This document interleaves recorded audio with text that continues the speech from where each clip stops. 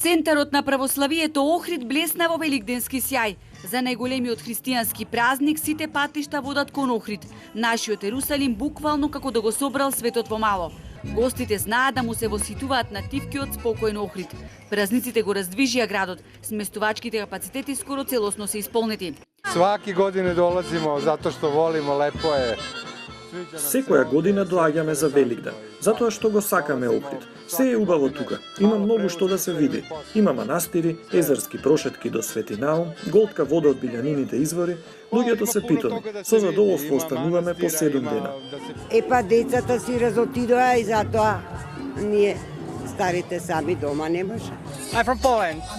Јас сум од Полска. Ова е многу убава земја. Овде сум 3 дена и воодушевен сум. Бев тука пред 5 години и повторно ќе се вратам.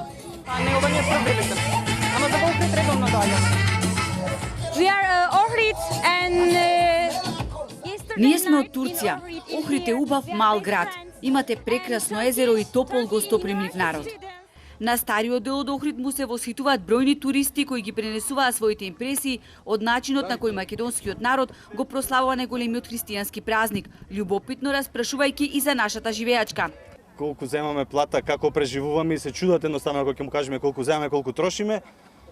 После, значите, воодушевени се кога ќе влезат во стариот дел на градов, се она што ќе видат, значи црква Света Софија, значи до музеот, до Богородица Перевлепта, античкиот театар, Плаошник, Канео, твртината сите.